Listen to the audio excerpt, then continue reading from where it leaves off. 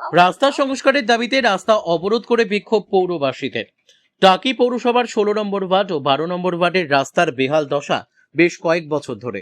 রাস্তার মাঝে তৈরি হয়েছে বড় বড় গর্ত, রাস্তা দিয়ে যাতায়াত করতে গেলেই দুর্ভোগের মধ্যে পড়তে হচ্ছে এই সমস্ত ওয়ার্ডের বাসিন্দাদের। ছোট ছোট স্কুল কলেজের পড়ুয়াদেরও চরম সমস্যার মধ্যে পড়তে হচ্ছে। সমস্যার কথা তৃণমূল পরিচালিত পৌরসভার চেয়ারম্যান, তৃণমূলের কাউন্সিলরকে বারবার ধরে জানানো হলেও কোনো ব্যবস্থা গ্রহণ করছে না বলে দাবি এলাকার বাসিন্দাদের। তাই এই রাস্তা অবিলম্বে সংস্কার করতে হবে, এমনটাই দাবি তুলে টাকি পৌরসভার বিনোদ কলোনি এলাকায় রাস্তা অবরোধ করে বিক্ষোভ দেখাচ্ছেন ওয়ার্ডের বাসিন্দারা। বিক্ষোভকারীদের আরও দাবি, এই রাস্তা সংস্কারের নাম করে লক্ষ লক্ষ টাকা তোলা হয়েছে, কিন্তু সেই সমস্ত টাকা তৃণমূলের কাউন্সিলর আত্মসাৎ করেছে। সেই টাকারও দুর্নীতির তদন্ত করতে হবে, এমনটাই দাবি তুলে তারা বিক্ষোভ দেখায়।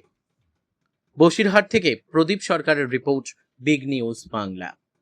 দীর্ঘ 15 বছর ধরে হয়ে আছে টাকি পৌরসভা, কোনো উন্নয়নের কাজ নেই।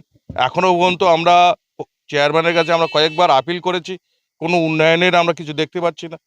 এই 16 নম্বর ওয়ার্ড এবং 12 নম্বর ওয়ার্ড রাস্তা দীর্ঘ 15 বছর যাবত আমরা দেখছি। এই রাস্তা দিয়ে আমরা যখন গ্রামবাসী হিসেবে আমরা কোনো কাজে আসছি, মানে গর্ত, এখানকার রুগী যেতে পারে না, অবজেকশন। অনেক মাতৃরা আছেন যাদের বাচ্চা কাচ্চার সময় হসপিটালে যেতে হয়, তাদেরও যেতে গিয়ে খুব অসুবিধার মধ্যে পড়ে, মানে মৃত্যুর মুখে পরিস্থিতি হয়।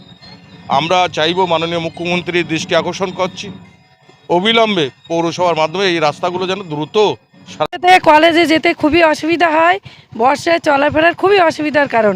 তাই মাননীয় মুখ্যমন্ত্রীকে আবেদন করছি রাস্তাটা অবিলম্বে ভালো করার জন্য। কোনো রকমের কোনো ব্যবস্থাই ছিল না কি আমরা জানি না, অনেক অনুরোধ করেছিলাম, ওনারা করেনি, আমাদেরকে প্রতিশ্রুতি দিয়েও করেনি। অনেক কিছু অসুবিধা আছে, গাড়ি ঘোড়া চলতে গেলে অ্যাক্সিডেন্ট হচ্ছে যখন তখন অনেক কিছুই হচ্ছে রাস্তাঘাটে। আর রুগী নিয়ে যেতে গেলে বেশি সমস্যা, বাচ্চারা স্কুলে যেতে